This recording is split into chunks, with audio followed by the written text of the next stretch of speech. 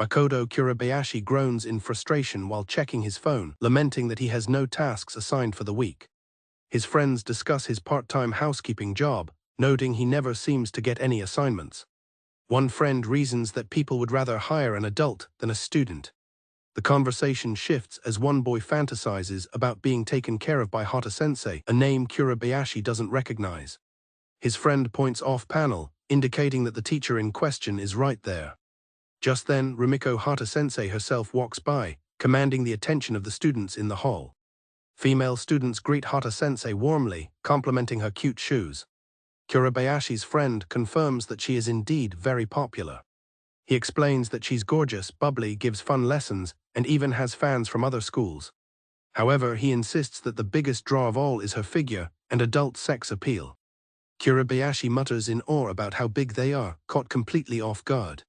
His friend immediately teases him, calling him a closet horndog, which Kurabayashi frantically denies.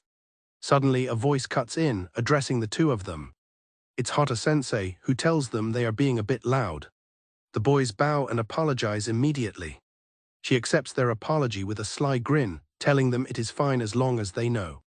Up close, Kurabayashi is captivated, thinking she is even prettier than he imagined. His admiration is cut short when he notices something. A button on her chest is strained and about to pop off. He feels he has to tell her but hesitates. He worries that she will think he was staring at her breasts. As she waves goodbye, he is still frozen, debating what to do. His friend teases him again, asking if he is a breast man since he could not take his eyes off her chest. Later at home, Kurabayashi steams a shirt while thinking that maybe he should find a different job. He notes that his brother Shinichi is late again. Just as he wishes his brother would not work so hard, his phone rings. Thinking it's his brother, he answers, but a woman's voice apologizes for calling so late and asks for Kurabayashi-san. He realizes it was not his brother. The woman on the phone introduces herself as Asama from the home help service, much to his shock. He listens intently as she begins to explain the reason for her call. He arrives at a large apartment building. He stands before apartment 403, excited for his very first job. He recalls eagerly accepting the last-minute request, determined to go all out. He rings the doorbell but is met with silence. He begins to worry that no one is coming to the door. Panicked, he wonders if he has the wrong address. He checks the client information on his phone, which lists the customer as Rumiko Hata. He mutters the name Hata just as the door is flung open. The door smacks him squarely in the face as Hata Sensei bursts out, demanding to know who is there. She sees him on the ground and immediately expresses her regret, asking if he was hit in the head. Kurabayashi, holding his head, tries to reassure her that he is fine and it was not a bad hit. As she leans over him, her hastily thrown-on blouse gapes open, giving him an unexpected and revealing view. Kurabayashi scrambles back, exclaiming her name in shock. Hata Sensei, equally flustered, recognizes his uniform and asks if he goes to her school.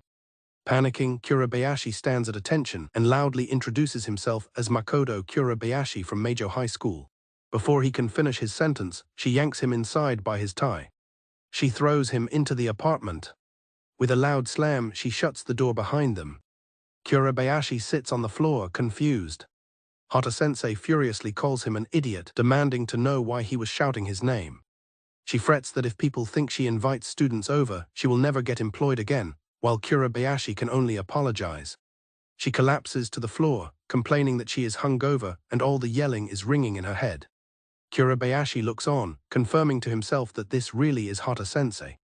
He observes her disheveled state, smeared makeup, messy hair, exposed cleavage, and a run in her stockings. She admits she can't find her phone, and Kurabayashi thinks about how different she is from her school persona. Upon finding her phone, she figures out that she must have made the booking while she was drunk. She realizes the implications of the situation. She declares that she will request someone else, exclaiming that having him here is too high risk. She refuses to change her mind, while Kurabayashi pleads with her to let him do the job, as he waited a whole month for his first gig. Dejected, Kurabayashi droops and says he understands. However, he then mentions that for a last-minute change, the service charges a cancellation fee. Hata Sensei is shocked to hear there's a cancellation fee. When she asks how much it is, a flustered Kurabayashi informs her that for same-day cancellations, it is 100%. Hata Sensei buries her face in her hands, calling the situation a nightmare. She sighs, feeling she has no other option. She relents, telling him he can work, but for today only. Kurabayashi is inwardly ecstatic, celebrating his victory.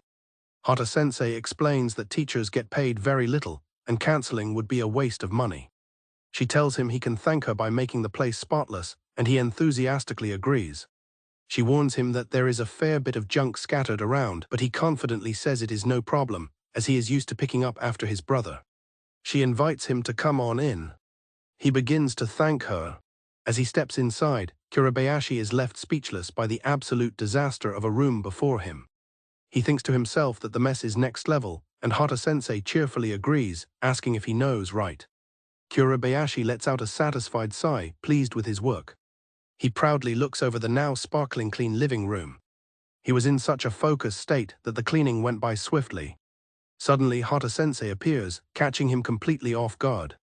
His first thought is one of immense relief that she has gotten dressed. He points out her state of dress, but she seems overjoyed about the clean room. She clarifies that she is wearing hot pants, pulling up her shirt to prove it.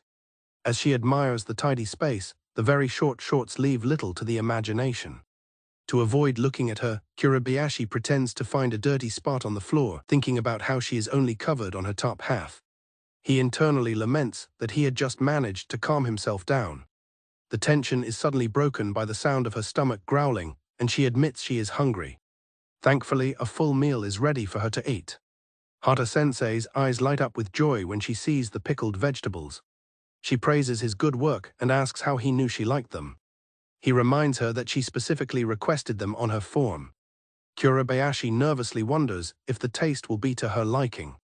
She takes her first bite. A moment after tasting the food, a tear falls from Hata Sensei's eye. Kurabayashi is horrified, instantly concluding that she is crying because the food is bad. He panics, asking if it tastes bad and offering to take it away. Hata firmly grabs his hand to prevent him from taking the food. She explains that she loved her grandmother's pickled vegetables. The taste brought back fond memories, as she believed she would never get to have them again. Kurabayashi is confused, but relieved as she holds his hand tightly. She emotionally asks if his hands are her grandma's, prompting a panicked Kurabayashi to yell his name. She apologizes for getting carried away, while he tries to compose himself. She stares at him thoughtfully. She begins to list his positive qualities, calling him earnest and skilled. She also calls him thoughtful. And she compliments his diligence as well. She continues by mentioning the pickled vegetables again. She calls out his name, getting his full attention. Startled, he flinches as she jabs a finger toward him. Then she makes her grand declaration. She chooses him to be her housekeeper. Kurabayashi can hardly believe it, asking if she is serious, and she confirms.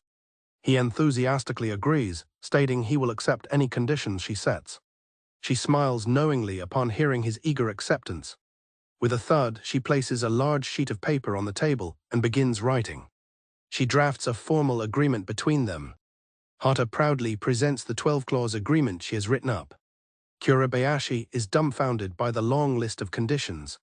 After confirming he has read it, she urges him to sign it to make it official. With a click of his pen, he signs the contract, settling the matter. He immediately wonders what he has got himself into, feeling he signed too quickly. Hata Sensei is overjoyed, exclaiming what bliss it will be to eat his pickled vegetables every day. He enthusiastically promises to do his best and pickle a ton of things for her. He can't help but think that she really is cute. He tries to rationalize the situation, but she interrupts, saying she left out something important. Her face darkens as she delivers a chilling ultimatum. If he breaks the contract, she will take him down with her. He nods fearfully, understanding the gravity of her words. They will die as one. In what feels like a vivid dream, Rumiko Hata provocatively calls out to Makoto Kurabayashi, suggesting they keep their encounter a secret. A blushing Kurabayashi can only stammer her title in response, completely overwhelmed by the situation. Kurabayashi expresses his discomfort with her being too close, while Hata questions if he is sure he will not break their contract. He desperately pleads for her to get dressed. She leans in menacingly close, warning him about the consequences of breaking their agreement. Just as she gets inches from his face, his alarm clock suddenly blares, shattering the illusion. Kurabayashi jolts awake to his alarm, flustered and confused from the intense dream. He wonders what kind of dream he just had. Later at school, a friend points out that he looks exhausted for a Monday. Kurabayashi explains he had a weird dream, though he privately admits to himself it was actually a great one. Kurabayashi confesses to his friend that he is overwhelmed by guilt, but his friend doesn't understand the problem. It has been 2 days since his first housekeeping visit to Hata-sensei's apartment. He worries that the experience was so surreal that it might not have been real. He has a shocking realization: what if the entire visit was just a dream from the very beginning? He tries to shake off the absurd idea. Just then, his heart leaps as he spots none other than Hata-sensei down the hall. Hata-sensei strides confidently down the school corridor, greeting her students. Kurabayashi freezes, completely captivated by the sight of her. Their eyes meet for a brief, startling moment. In a panic, he immediately turns and dashes away down the hall. He desperately tries to focus on her sloppy appearance from his visit to calm himself down, but he keeps picturing her as she was in his dream. This strategy backfires, as recalling her at home only conjures more revealing images. His friend wonders what his deal is, noting that his attempt to calm down only made things worse. Overwhelmed, Kurabayashi collapses in the hallway, wheezing for breath. Struggling to regain his composure, Kurabayashi decides his only solution is to avoid looking at her entirely. His friend finds him thinking the problem is solved, but Kurabayashi knows his plan is just beginning. However, avoiding her proves impossible, as he seems to see her everywhere he turns. He realizes the reason he notices her so much is because she is incredibly eye-catching. He walks down the hall, pondering why he keeps seeing her now when he hadn't even heard of her until the previous week. He understands now: her stunning face, body, and overall charisma make her impossible to ignore. He marvels at the stark difference between her polished school version and her lazy home version. He decides he needs to get a grip before Hata-sensei notices him. Just as he turns to leave, a hand grabs his arm, pulling him back. Startled, he is yanked into an empty room. The door slams shut behind them with a loud bang. Inside the room, Hata-sensei has Kurabayashi pinned against a file cabinet with her leg, demanding that he explain himself. She angrily reminds him that they are not supposed to have any contact at school and asks why he keeps staring at her. She threatens to terminate their contract if he thinks a simple apology will suffice. Unable to mention his dream, Kurabayashi blurts out that he stares because she is so beautiful. Surprised by his answer, Hata accepts his explanation and decides to forgive him. She reasons that it is simply a law of nature for people to be drawn to pretty things. Leaning in close, Hata warns him that while she will overlook it this time, he knows what will happen if he does it again. She reminds him that if she gets found out for making contact at school, she will take him down with her before dismissing him. He is left alone as the door slams shut. Kurabayashi is left trembling and shaken, shocked that she wall-slammed him with her leg. Kurabayashi's friend greets him as he finally returns to the classroom. His friend asks what took so long, and Kurabayashi learns that homeroom hasn't started because the teacher is late. He tells his friend he had a hell of a time, just as a teacher enters the classroom. The classroom buzzes with chatter as Kurabayashi resolves to finally get a grip starting tomorrow. A teacher quiets the class and announces that their homeroom teacher, Kimura-sensei, had to return to his hometown unexpectedly. The teacher introduces Rumiko Hata-sensei as the new assistant homeroom teacher, and she politely greets the class. Kurabayashi is in utter disbelief. He thinks she must have known this was his homeroom. However, a glance at Hata-sensei's equally shocked and horrified expression reveals that she had absolutely no idea. Kurabayashi rushes through the streets, realizing it took him longer than he expected to get ready. He reflects on the fact that Hata-sensei became his assistant homeroom teacher just a week ago. He remembers how she initially turned pale upon seeing him at school, but instantly recovered her composure, much to his surprise. Despite his own suspicious behavior, he recalls how a stern but friendly text from her helped put him back on track. He arrives at her apartment building for his second housekeeping session. The doorbell rings, and Hata opens the door to greet him. Kurabayashi stammers as he enters, taken aback by her attire. When he asks about her outfit, she cheerfully explains what she's doing. She tells him she is doing yoga for the first time in a while. He recognizes it as the exercise with fancy stretches, and she admits she's doing it because she has put on some weight. She tells him not to mind her and to get to work, and he agrees. While Kurabayashi works in the background, Hata-sensei struggles through a difficult yoga pose, complaining about how much effort it takes. The sounds of her straining make it impossible for Kurabayashi to concentrate. He realizes that even if he doesn't watch her, her voice alone is enough to distract him. Frustrated, Hata collapses on the mat, complaining that she's too stiff to do the poses. Thinking she's done for the day, Kurabayashi brightly asks if it's over. Instead of finishing, she calls him over for a moment. Kurabayashi is confused by her request. She asks him to give her lower back a push to help with her stretch. He hesitantly places his hands on her, asking if he's doing it right as she directs him a little lower. Hata tells him to put more weight into the push. The proximity and contact are too much for Kurabayashi, who feels he can't take it. He's overwhelmed as he feels her body temperature radiating through his palms. He tries to excuse himself to get back to cleaning, but she refuses. Instead, she excitedly tells him to join her for the next 30 minutes. For the next half hour, Kurabayashi is roped into being her personal yoga assistant, helping her stretch her arms and checking her form through a series of difficult and revealing poses. After the session, Hata stretches and exclaims how invigorating it was and how light her body feels. She thanks a completely drained Kurabayashi for his assistance. Oblivious to his suffering, she wonders why he is so worn out. Having been pushed past his limit, Kurabayashi silently vows to never help her with yoga again. Leaning in close, she happily remarks that having a buddy makes things easier and asks him to help again sometime. Kurabayashi is left flustered and speechless, managing only to stammer out a no. He then clarifies that he will only help again if she lets him wear earplugs and cotton gloves, much to her confusion. As students prepare to leave, they notice Kurabayashi is already gone, figuring it's one of his usual days. Kurabayashi knows exactly what kind of day it is. He finds a key left in a door, which means he has a way in. Kurabayashi steps out onto the school rooftop, overjoyed by the view. He exclaims how great it feels to be up there. Suddenly, a voice tells him he is not allowed up there, and he apologizes in a panic. He looks up to find Hata Sensei, who wonders who could be on the roof. Hata Sensei, her tone shifting to her more casual self, asks how he even got out here, to which he replies that someone left a key in the door. She realizes she must have left the key when she ran back for her things, and he hands it back to her. She thanks him for the key but tells him to head back to his classroom, as this is her turf during lunch. As she leaves, Kurabayashi tentatively asks if he can eat out there with her. Hata Sensei jokingly asks if he's a loner, and he quickly refutes it. He had planned to read while he ate his lunch.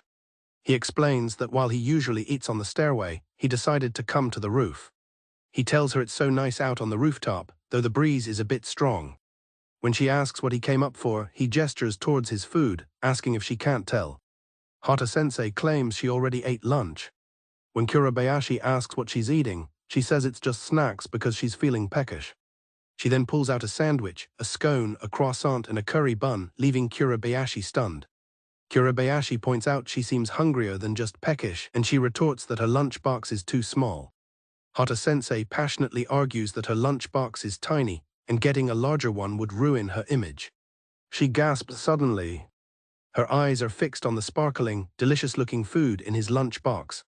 Forgetting all decorum, she presses close to him, overcome with desire for his meal.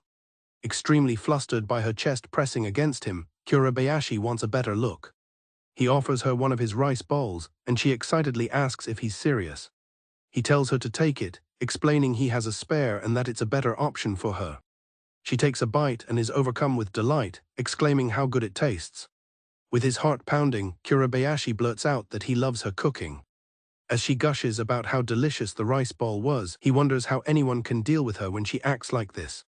Kurabayashi feels he has to pay her back, but she tells him he doesn't need to. She insists she took food from a growing teenager, but he promises to think of something to repay her by the time he cleans for her again. Hata Sensei comments that he's quite nonchalant, unlike other boys his age. He begins to deny that he's nonchalant. Suddenly, a powerful gust of wind rushes past, causing Hata Sensei to cry out as it lifts her dress. The wind lifts her dress, exposing her underwear as she tries to hold it down.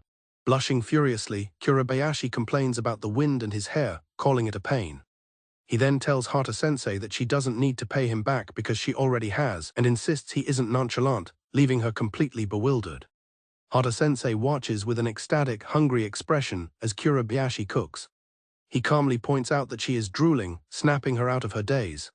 While Hata Sensei expresses her excitement, Kurabayashi suggests she wait, but she insists on staying. He can feel her staring at him with unnerving intensity.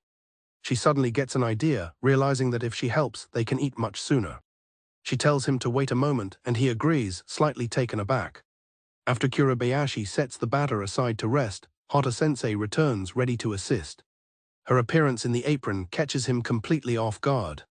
He has a moment of panic, thinking she's wearing nothing else. He realizes her clothes are just well hidden, as she asks how the apron looks on her. Kurabayashi compliments her, and she seems pleased with his answer. He nervously hands her the towel. Completely flustered, Kurabayashi addresses the bowl, forcing him to quickly pivot back to the task at hand when she questions him. She asks him to measure and combine the sugar and milk. Hata-sensei remarks that he must enjoy cooking, given that he makes his own lunch. He clarifies that his lunches are just freezer meals, shocking her as he ignores her instructions to measure. He suddenly becomes very serious, insisting that one cannot be careless with measurements in pastry making. Changing the subject, she confirms her task is to whip the cream. Kurabayashi is surprised to learn she doesn't have a hand mixer. He offers to retrieve his own, but she stops him before he can leave. She brandishes a regular whisk, declaring that she will use it instead. He expresses his skepticism, but she tells him to stop nagging. While she seems full of confidence, he foresees trouble. Hata-sensei quickly becomes exhausted from the manual labor. Kurabayashi asks if she's okay, seeing how tired she is. Despite her fatigue, she stubbornly refuses his offer to take over. While she struggles, he finds a tip online and goes to get some ice. She grows increasingly frustrated, wondering why her efforts are yielding no results. As he reaches for the ice, Kurabayashi loses his footing and falls. He crashes into Hata-sensei, sending them both to the floor. He immediately asks if she is okay, and she reassures him that she is. Sitting on the floor surrounded by the spilled cream, she apologizes quietly to Kurabayashi. Covered in the sticky mixture, Hata-sensei looks up with a defeated expression, admitting that she blew it. Kurabayashi gets a determined look on his face. He suddenly bolts out of the apartment, much to Hata-sensei's surprise. As he leaves, he tells her to go get cleaned up. Later, Hata-sensei easily whips the cream using the ice-water trick, as Kurabayashi points out this was his idea all along. At the school library, Makoto Kurabayashi and his friends decide to split up to find books for a project. As his friends depart, Kurabayashi walks through the aisles, pleased to be in the library and considering borrowing a book for himself. He heads towards the science area, thinking it's the right place to look. Upon entering the aisle, Kurabayashi is startled to find Hata-sensei on a small ladder, reaching for a book. He realizes with a sweat drop that they have crossed paths again. He debates whether to greet her, remembering their agreement not to interact at school. He ultimately decides it's better to just slip past her unnoticed while he looks for his own books.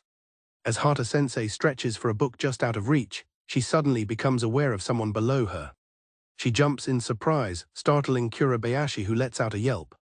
She looks down and says his name, having discovered his presence. Caught, he can only manage an awkward hello, realizing his plan to remain unseen has failed. Hata-sensei greets him with a brilliant smile, asking if she can help. Kurabayashi is internally conflicted, noting her outward sparkle contradicts their agreement to not speak at school. After confirming they are alone, her sweet demeanor vanishes. She glares at him, getting menacingly close and warning him not to speak to her for no reason, but he insists he has one. Panicked, Kurabayashi stammers that he just needed the book trolley. Her threatening expression softens, and she chides him for not simply asking. She explains she used the books on the trolley for class materials and that he's just in time to help her put them away. He asks why she has so many, commenting that she tends to let things pile up, which reminds him of the state of her apartment. Hata-sensei, holding a stack of books, innocently asks if that's true. Hata-sensei argues that cleaning a big mess all at once gives a better sense of achievement, but Kurabayashi mutters that he's the one who does the cleaning. She then casually reminds him that he left his jacket at her place and can pick it up on Saturday. Their conversation is interrupted by the voices of Kurabayashi's friends approaching, wondering if he's with a girl and if he got a girlfriend. In a panic, Hata-sensei yanks him down to hide. One of Kurabayashi's friends peeks into the aisle and calls his name, but sees no one. As the friends walk away, one laments his own lack of a girlfriend. Meanwhile, Kurabayashi is hidden from view, pressed closely against Hata-sensei. He looks up at her, caught in the intimate and quiet moment. As they remain hidden between the bookshelves, Hata-sensei leans in and whispers to Kurabayashi that his friends are gone. After the close call, Hata-sensei tells him to warn her next time if his friends are around. Overwhelmed, Kurabayashi hides his face, blushing intensely and apologizing. Hata-sensei becomes concerned, asking if he's crying or if she pulled him too hard, but he insists he's fine. Just then one of his friends returns and is shocked to see Kurabayashi's flustered, steaming state. A weather report warns of heavy rain expected that evening. While planning to make potato salad, Makoto Kurabayashi realizes they are out of mayonnaise. Hata-sensei, lounging on the couch, calls out to him. He announces he is going to the store, and she asks him to pick up that for her. Hata-sensei tries to describe the item, recalling a yellow, crunchy vegetable she ate at a cafe, but shoots down Kurabayashi's guess. She insists he get that crunchy, yellow thing, but he has no idea what she's talking about. He asks her to be more descriptive, but she gets annoyed at his questioning. She suddenly declares that for today, he will be her little brother, leaving him completely bewildered. She explains that for this outing, he is to address her casually as Ni-chan instead of Sensei. Leaning in close, she asks if he understands, calling him Makoto. He is completely flustered by her sudden proximity and request. As they head out, he internally panics, wondering what kind of roleplay this is. At the supermarket, Hata-sensei scans the produce section, but doesn't see the item she's looking for. Kurabayashi glances over at her. He admires her disguise, complete with glasses and pigtails. Kurabayashi is very impressed by her disguise. She calls out to Makoto, startling him. He notices that other shoppers are also looking at her, thinking she's gorgeous. He almost calls her Sen, but she quickly smacks a hand over his mouth. She forcefully reminds him not to call her that, and he apologetically calls her Ni-chan. Hata-sensei presents a yellow bell pepper and a mango as possibilities. Kurabayashi thinks the options are rather fancy. He insists she must remember what she ate, but she dismisses his question. She calls his doubt ridiculous, insisting it could be one of them. He then spots something else that might be a match. Kurabayashi identifies the item as a kalinki squash, which is similar to a pumpkin. Hata-sensei objects, stating she ate the mystery vegetable raw, which she believes is not possible with pumpkin. Wanting to leave before the rain starts, Kurabayashi suggests asking a clerk, but she flatly refuses. He points out there is a clerk right there, but she says it's too embarrassing. She explains that no proper adult would ask such a vague question, much to his frustration. As they bicker about pride in asking for help, a store clerk approaches them. The clerk, having overheard, confirms he believes they are looking for a kalinki squash. He explains that it is a variety of pumpkin that can be eaten raw, as the rind has no scent and it can be thinly sliced. Kurabayashi listens, surprised by the information. Hata-sensei beams at the successful interaction. She thanks the clerk, laughingly claiming she wanted her brother to practice talking to people. The clerk compliments her, telling Kurabayashi he must be proud of his pretty sister as the rain begins to pour outside. Soaked from the rain, Kurabayashi wonders why they even bothered bringing an umbrella. Hata-sensei complains that her shoes are soggy from the unexpectedly heavy rain. Kurabayashi kindly offers to run her a bath. Upon returning home soaking wet, Kurabayashi suggests a bath, and Hata-sensei immediately begins to strip off her drenched clothes. Hata-sensei complains about being sopping wet from the rain. Kurabayashi gets flustered seeing her bra through her wet shirt. She calls out to him, startling him from his thoughts. She smiles, saying how much she enjoyed the roleplay because, as an only child, she always wanted a sibling. Kurabayashi realizes he was just enjoying the view. He feels a wave of guilt for treating their outing like a roleplay for his own enjoyment. Makoto Kurabayashi stretches awake, groaning as he notices it's already almost noon. He decides that he had better make some lunch. His thoughts drift to his teacher, and he wonders if Hata-sensei is up yet. Meanwhile, Hata-sensei lets out a huge yawn as she wakes up. She's greeted by the sight of her filthy apartment. She instinctively wonders why Kurabayashi hasn't cleaned. She then gasps, suddenly remembering that it's exam time, and he won't be visiting until the following week. Having grown used to a tidy apartment, the mess makes her feel antsy. With a determined huff, Hata decides to clean. She reasons that she is not hopeless at cleaning. She believes that just clearing the floor will make a big difference.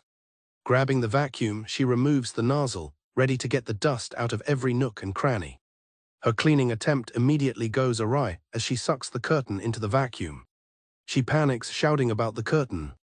Forgetting to turn the machine off, she begins a tug-of-war with it. She strains, pulling with all her might.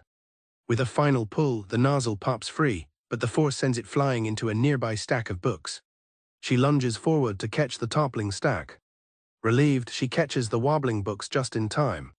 However, her victory is short-lived as the vacuum cleaner clatters over, spilling its dusty contents back onto the floor. She can only stare in speechless defeat. She claps her hands and decides on a new plan. She abandons the living room mess, deciding she will pick it up later. To avoid getting her clothes wet, she pulls off her leggings. She ties up her hair and declares herself ready to rock. Feeling she's back in the swing of things, Haru enthusiastically announces her plan to clean the bath. With renewed vigor, she begins to clean. She scrubs away, humming happily to herself. Fully engrossed in her task, Haru kneels on the floor, diligently scrubbing away the grime amidst a sea of soap suds. Getting carried away by the fun, she decides to clean the ceiling as well. However, as she steps onto a stool, her foot slips on the sudsy surface. She slams onto the floor with a yelp. Crying out in frustration that her panties are now soaked, she gives up and decides to take a bath. After her bath, Haru rewards her efforts with a cold beer, exclaiming how awesome it tastes. She decides there is nothing like a beer after some exercise. For lunch, she remembers that Kurabayashi had left her some frozen curry and rice. She finds a boiled egg and tosses it in with the food, thinking it will be great. Feeling confident, Haru dismisses her earlier vacuuming failure and decides she'll try again after lunch. But as the microwave runs, it suddenly explodes. A week later, Kurabayashi arrives to find the microwave completely splattered and asks in disbelief if she put a whole egg inside. With exam week finally over, the students are buzzing with relief. As his friends make plans to go out, Makoto Kurabayashi tells his friend Ryohei that he can't join because he has to work. Ryohei is disappointed, complaining that Kurabayashi is never around these days. Suddenly, a girl with blonde hair enthusiastically calls out to Makoto. While Ryohei is immediately flustered by her cute appearance, Makoto is confused. Having no idea who she is, he asks who she might be. The girl introduces herself as Haru Kanishi, his childhood neighbor until they were 5. A stunned Makoto learns that she just started at their high school today. Ryohei teases him, wondering how he could possibly forget a childhood friend who turned out to be so cute. Kanishi beams, happy to hear him say she's grown up. Ryohei, still flustered, eagerly pushes Makoto to introduce him. Kanishi greets him warmly. As they walk, the group runs into Haru Sensei. She comments that they look like they're having fun and tells them to get home safe. As she waves goodbye, Ryohei remarks that she seems extra radiant, guessing she's off to drink. Makoto stares after her, hoping she doesn't get a hangover. While Kanishi notes how pretty she is. Kanishi suddenly asks Makoto if he is still a boob man, causing him to sputter in shock. She reminds him of a time in kindergarten when he was asked about his favorite teacher. He had proudly declared it was Mayumi Sensei because her boobs were big and soft. Mortified by the memory of his straightforward childhood self, Makoto gets extremely flustered. Ryohei and Kanishi tease him, asking if his preference is why he acts so self-conscious around Haru Sensei. Kanishi slyly implies it's because of Haru Sensei's impressive figure. After Ryohei leaves, Kanishi leads Makoto to a familiar park, feeling nostalgic. They sit on the swings, and she explains that her family moved 3 times after they left, a tough situation for her father, who is a banker. Kanishi asks if he has a girlfriend or anyone he's interested in. A flustered Makoto blurts out Haru Sensei's name. He quickly tries to backtrack, insisting it's more like admiration because he's never met anyone so beautiful. He adds that her figure has nothing to do with it. She playfully asks if that means he could fall for someone flat-chested. He stammers in confusion. Seeing his reaction, she laughs and says she's just kidding as she stands up on her swing. Kanishi recalls how they used to compete to see who could jump the farthest from the swings and excitedly suggests they do it again. Though he agrees, Makoto tries to stop her as she prepares to jump. He shouts a warning about her uniform while she begins her countdown. On the count of 3, she leaps into the air, giving Makoto an unobstructed view from behind. She stumbles upon landing. Turning back with a blush, she shyly asks him if he saw. Mortified, Makoto admits to himself that he got a full view of her white panties. He apologizes profusely to the embarrassed Kanishi. He suggests they head home, but she invites him to her place. She reveals her family has moved back into their old house, making them neighbors once again. Kanishi's cheerful expression hides her true feelings. She feels completely blindsided by that woman, Haru. For 10 years, she'd only had eyes for Makoto, and her grand plan was to return, make him fall in love and marry him. Now she sees Haru Sensei, a teacher with a face and body that seem almost unreal, as a major rival. She worries that Makoto is already smitten with Haru, who is his type perfectly. Her dark thoughts are interrupted when a concerned Makoto asks if she's okay. She snaps out of it, but internally swoons over how cute he is for shyly avoiding her gaze after the incident at the swings. To her, he's still the same kind and cute prince from 10 years ago. Believing he needs another push to become conscious of her, she becomes determined. She resolves that she won't let some old woman claim him. Makoto is hers. Makoto and Haru Sensei are interrupted at her apartment by the sudden arrival of a young woman. The woman Haru calls out Makoto's name in surprise. A flustered Makoto wonders what he should do in this unexpected situation. Haru Sensei, equally bewildered, asks what is going on. Haru stomps towards them, demanding to know why Makoto is with a teacher from his school, while he insists there's a good reason. She snaps, asking if he lied about working that day, but he quickly denies it. She grabs a surprised Makoto. Haru forcefully pulls him inside the apartment, yelling as she goes. Haru Sensei, annoyed by the commotion, tells them not to yell in front of her door. Haru proudly introduces herself as Makoto's very close friend since they were little. Haru demands an explanation from Kurabayashi, while Haru explains she came because she was worried he had lied. Haru realizes she is speaking to Haru Sensei, remembering they met outside the school gate. When Haru asks why Makoto is at her place, Haru plainly states it is for his housekeeping job. Haru says there is no point in pretending, and Makoto nervously wonders if it is alright to confess.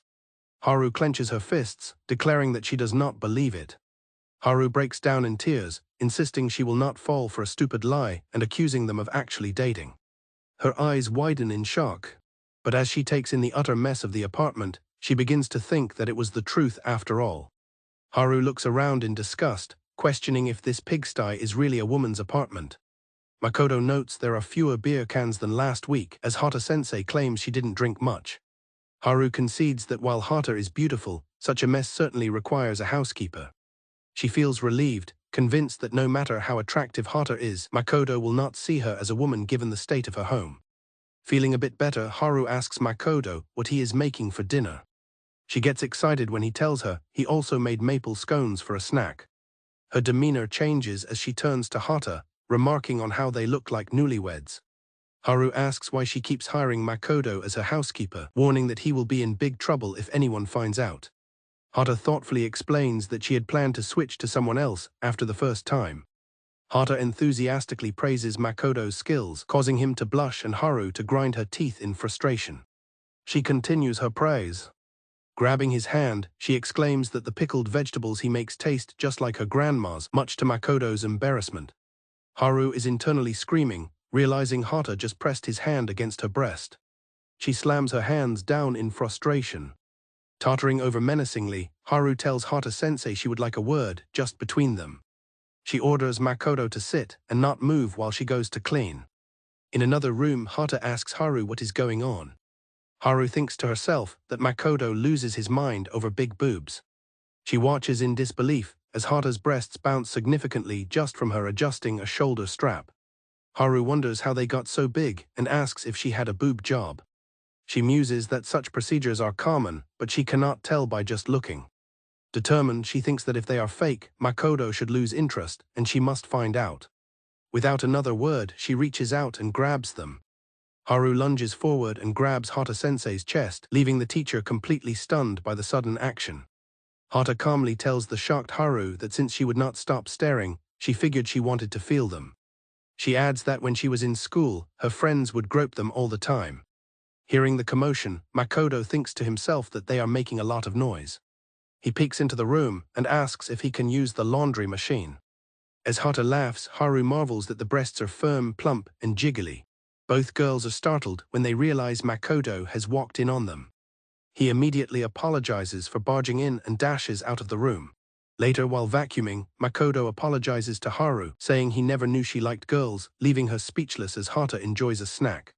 The chapter concludes with a defeated Haru, left alone to ponder the profound mystery of how breasts can get so large. A teacher rallies the students, instructing them to use their cleaning equipment to make the pool area shine. Kurabayashi is taken aback when his friends confess they only asked him to help clean because they heard Hata Sensei would be present. Hata Sensei appears, and while some students are excited just to see her, others are clearly disappointed by her attire. One of the boys emphatically points out that pools are for swimsuits. Kurabayashi attempts to rationalize the situation to his friends, explaining why she would be wearing a tracksuit. The male students are collectively disappointed that Hata Sensei is covered from head to toe. Kurabayashi observes his friend's dejection over the lack of a swimsuit. He concedes that Hata Sensei, who usually wears flimsy clothing, is rarely this covered. A friend decides they should at least try to get a smile out of her. Her bright smile and encouragement are more than enough to motivate the love-struck students. Energized by her smile, the boys cheer, ready to finish the job quickly, much to Kurabayashi's amusement. The students diligently scrub the pool deck. A teacher announces that it's time to begin rinsing the area. The rinsing turns into a chaotic water fight as students handle the powerful hose. Kurabayashi finishes, putting away the last of the cleaning supplies. He grumbles about his bad luck, having lost a game and been stuck with the final cleanup duties while his friends left. Hata Sensei arrives unexpectedly, asking if anyone is still around. Upon learning they are alone, she makes a cryptic and excited declaration that it is her time. Kurabayashi is left wondering what she could possibly mean. Without warning, Hata Sensei starts pulling down her pants, much to Kurabayashi's alarm. He flails, trying desperately to get her attention as she continues to undress. As she unzips her jacket, she nonchalantly asks him what is the matter. Kurabayashi points out his presence, but she calmly confirms she knew he was there and was simply too hot in her tracksuit. Hata Sensei reveals the swimsuit she was wearing underneath, complaining about how sweaty she got, leaving Kurabayashi speechless. She proudly presents herself while making a comment that sends Kurabayashi into an embarrassed panic. She reveals her plan was to enjoy a swim in the freshly cleaned pool. Kurabayashi protests, but she innocently asks him why she should not. Hata Sensei stares in disbelief at the empty pool, realizing her swim is impossible. She explains her master plan, which makes Kurabayashi understand why she dressed so warmly.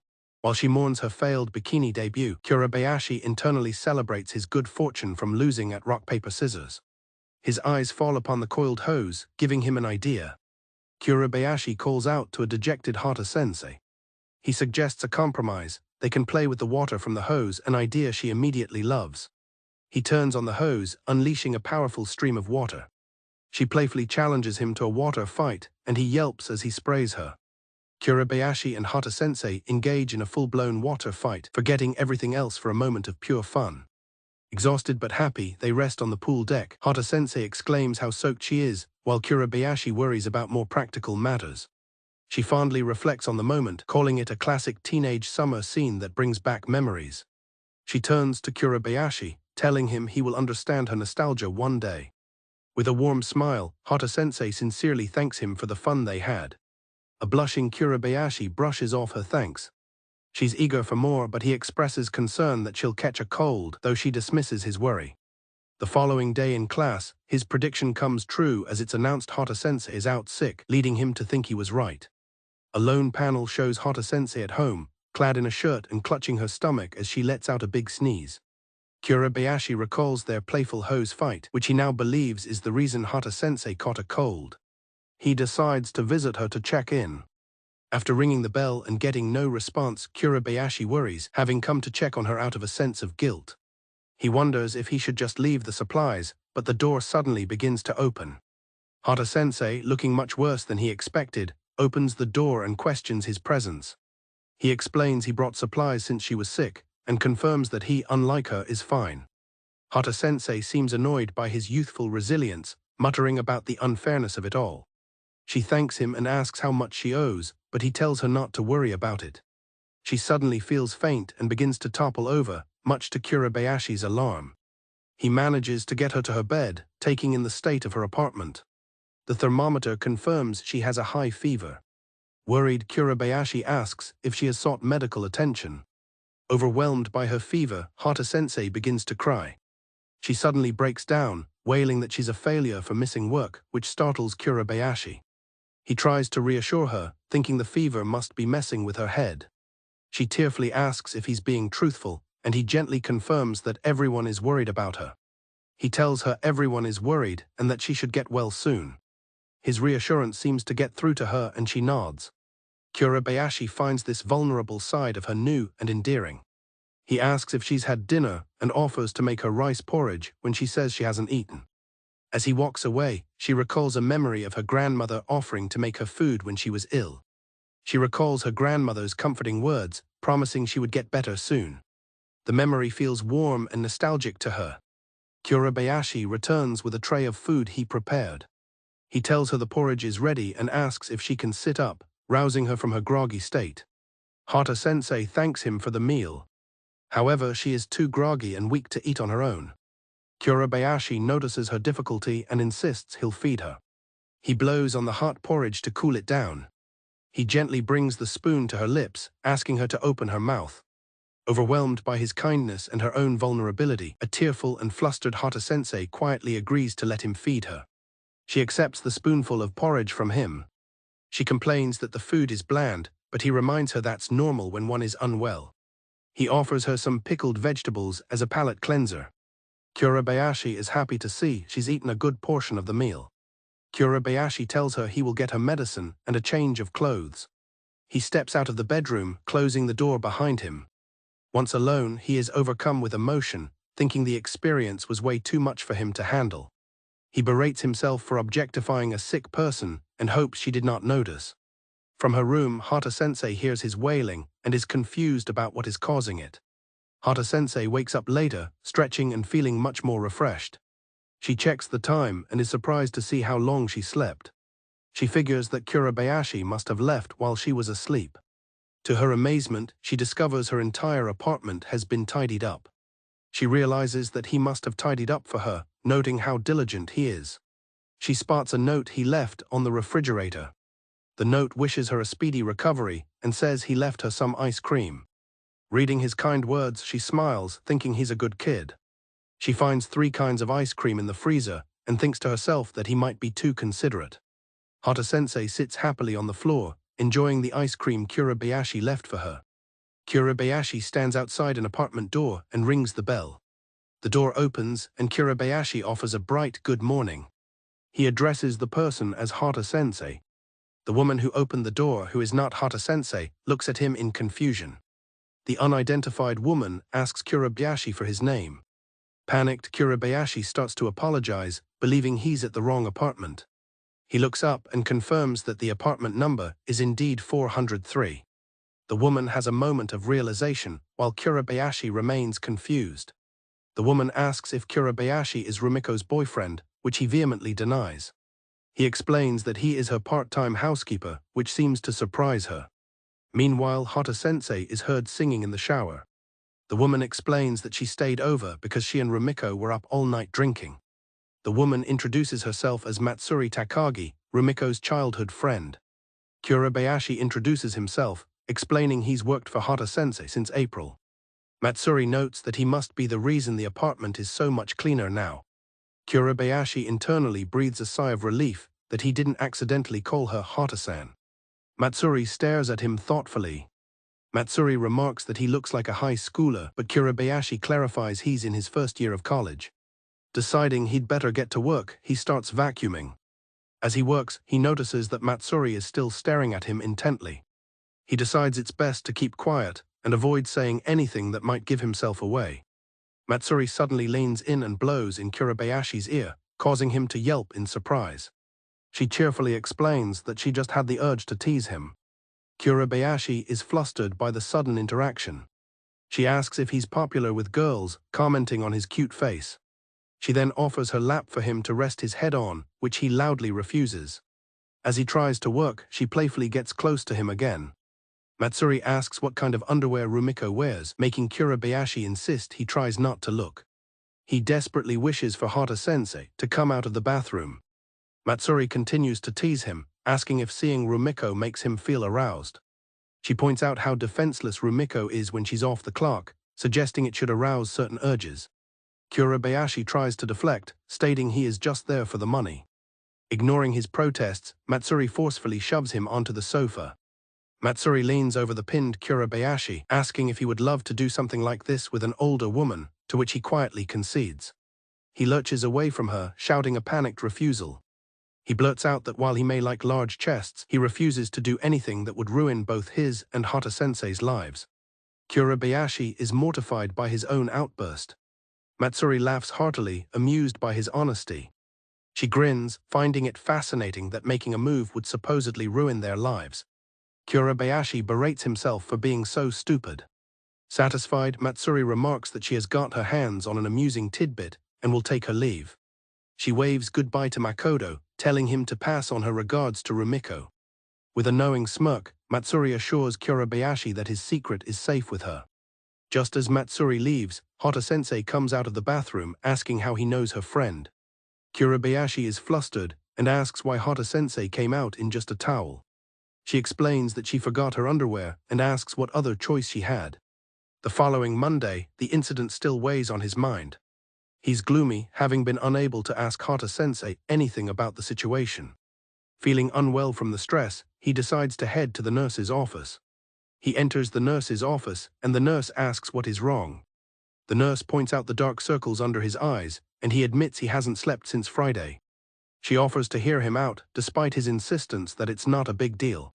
She then asks if his problem involves being nervous about a relationship that could ruin his life.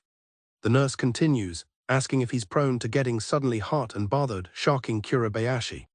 He asks in disbelief if Rumiko told her about that. Taking off her glasses, the nurse smiles and says he's just very easy to tease. Kurabayashi stares in shock as he finally puts it all together. He realizes in horror that Matsuri Takagi is the school nurse, and she confirms that he has finally noticed. At the same time, Hata-sensei is in her classroom and has a sudden thought, wondering if she ever told Kurabayashi about Matsuri's job. Makoto Kurabayashi finds himself standing in the middle of a crowded street, thinking about how packed it is. Startled, he is presented with an ice cream cone by an unseen person. His friend Haru smiles, saying she bought the ice cream because they looked yummy. Makoto offers to pay her back, but she refuses, saying she wanted to get them. She grins, explaining it is to pay him back for joining her, to which he shyly agrees. Makoto asks if she needs to buy a reference book, and she praises him for being reliable. Her praise makes Makoto blush with pleasure. Haru internally squeals, thinking he is too cute. She privately admits that she doesn't care about the book, it was just an excuse for a date. Haru considers Rumiko Hata a major obstacle, believing her combination of looks and personality is foul play. She worries that Makoto is a freak for boobs, but feels she can win with her overall femininity. Haru reminds herself of her own strengths, being wholesome, clean, and his cute childhood friend. Haru resolves to use her status as his childhood friend to make him fall for her. She is pleased when Makoto says the ice cream tastes great. Her joy is cut short when Makoto suddenly wonders if Hata-sensei would also like it. He fondly recalls making crepes with whipped cream and strawberries with Hata. He excitedly recounts how Hata got cream all over her body. The memory causes Makoto to blush and stagger, though he insists he's fine. Haru gasps, suddenly understanding why he turned bright red. Her mind conjures a vivid image of Hata covered in cream, invitingly suggesting some kinky food play. When Makoto points out the bookstore, Haru is internally overcome with murderous rage towards Hata. Haru tells Makoto she is going to browse the cookbooks, and he readily agrees. As she walks off, she resolves that she must act quickly. Haru wonders how she can get closer to Makoto without losing her position as his childhood friend. She finds inspiration in a magazine article about using cunning tricks to create physical intimacy. With newfound resolve, she grabs a surprised Makoto and drags him off, abandoning their book search. She leads him to an area filled with photo booths. Makoto is confused, while Haru enthusiastically suggests they use one together. He expresses his reluctance, but she quickly dismisses his concerns. Haru laments that their only photos together are from childhood, calling it sad. She looks at him with puppy dog eyes, asking if they can take some new ones. Makoto feels he's been completely strong-armed into the situation. Haru excitedly announces the start of couple mode, to Makoto's horror. Haru tells a hesitant Makoto to just go along with the couple mode. The booth instructs them to hold hands for their first pose. Next, Haru gleefully tells him to pose like a kitty cat. They then stand back to back for another shot. For the final photo, Haru instructs a blushing Makoto to make a heart shape with her. Seizing the moment, Haru lunges forward and gives a surprised Makoto a kiss on the cheek for the final picture. Haru laughs about the embarrassing but fun couple mode, while Makoto is still reeling. Later, Makoto wonders if Haru was truly okay with doing all of that with him. He suddenly recalls another time she was physically close to him. The sudden memory makes him shake his head in confusion. He begins to suspect that maybe Haru's actions mean something more. Makoto asks Haru if she is a very physical person, referencing the photo booth. He also brings up the time she touched Hata-sensei's chest, wondering if that's just how she acts with people she's close to. Haru tries to interject, but Makoto continues his thought process. He innocently concludes that Hata-sensei is also quite touchy-feely, so perhaps it's just a girl thing. Haru suddenly stands and demands to know if Hata has ever kissed him. A blushing Makoto admits that Haru is the only one who has. Haru is ecstatic, while Makoto begs her not to show the photo to anyone, promising to take good care of it. Later, Haru admires an extra-large poster of the photo in her room, thinking that while the day was a bit of a failure, there's always next time. Rumiko Hata lets out a long, gloomy sigh. Makoto Kurabayashi notices her distress and asks what's wrong. She explains that her friend Matsuri has a cold and had to cancel their plans to see the fireworks. Kurabayashi looks at a flyer for the Takurazawa fireworks show, confirming it is indeed happening today. When Kurabayashi suggests inviting someone else, Hata flops onto the couch, saying she doesn't have many friends she can invite on short notice. She adds that she doesn't want to go with someone she'd have to act proper with. Suddenly she sits up, exclaiming that there is one person she feels comfortable with, which startles Kurabayashi. She then reveals a bag full of ingredients, including items for making various festival foods. Recalling Hata's desperation, Kurabayashi realizes he can make festival food with all the ingredients she bought. The implications sink in. He will be at her place until nighttime to watch the fireworks. He walks home, trying to downplay the situation, but finds himself worrying about her tendency to drink. He arrives back at Hata's apartment, announcing his return. Kurabayashi freezes in surprise when Hata, now in a yukata, thanks him for going shopping. She explains that she got excited and put on the yukata, but struggled to put her hair up. She turns her back to him and asks him to check if anything is hanging loose. He finds himself flustered by the sight of her exposed nape and her hair in an updo. He quickly waves his hands and assures her that she looks great and there are no problems. When she offers to start dinner, he volunteers to make festival food like yakisoba and okonomiyaki. A short while later, he presents a full spread of homemade festival food. Hata enjoys the food with gusto, savoring every bite. She praises Kurabayashi, saying everything is amazing and compliments the booze perfectly. Although Kurabayashi worries he made too much, she confidently states that she will eat it all. He can only marvel at her appetite, wondering where she puts it all. As the time for the fireworks approaches, Kurabayashi grows tense, though he tells Hata nothing is wrong. A clock on the wall shows there are only about 5 minutes left until the show starts. He tries to stop her from drinking so much, but she brushes off his concern. She reassures him that this is normal for her and that she's a happy drunk. Then an idea strikes her, and she tells him she wants to do something to pay him back. Hata presents an earpick and cheerfully announces her intention to clean his ears. She explains it's her way of showing gratitude for him, going along with her plans for the day. He protests, but she takes his refusal the wrong way, asking if he thinks her ear cleaning will be unpleasant, revealing a more aggressive side to her drunkenness. She complains that her legs are going numb and urges him to get over to her. With a warm smile, she gently pulls the flustered Kurabayashi's head onto her lap. With his head on her lap, Kurabayashi is so overwhelmed that he can't move a muscle. She asks him how her thighs feel, and he nervously replies that they are in fact soft. His answer makes her mood sour instantly. She gets upset, explaining she's insecure about her lower half, and he was supposed to disagree with her. As a timer goes off, she tells him it's time and quickly heads for the balcony. The fireworks begin to explode in the night sky. Standing on the balcony, Kurabayashi remembers that this was the main event. He watches the spectacle with a look of pure wonder. Hata asks him if he finds the fireworks beautiful. Gazing up at the colorful explosions, Hata agrees that it really is beautiful. She turns to Kurabayashi and says she wants to watch the fireworks with him next year as well. Kurabayashi is momentarily speechless and flustered by her suggestion. Hata enthusiastically adds that they should invite their friends Matsuri and Kanishi-san too. He realizes she meant watching with a group of friends and blushes with embarrassment. As she declares she's thirsty for more beer, he frantically tells her to drink some water instead. In the kitchen, Makoto Kurabayashi is busy chopping ingredients for dinner. The beep of the rice cooker signals that one part of the meal is ready. Just as he thinks Hata-sensei should be back soon, he hears her announce that she is home. Rumiko Hata bursts through the door, laden with shopping bags and beaming with joy, surprising Kurabayashi.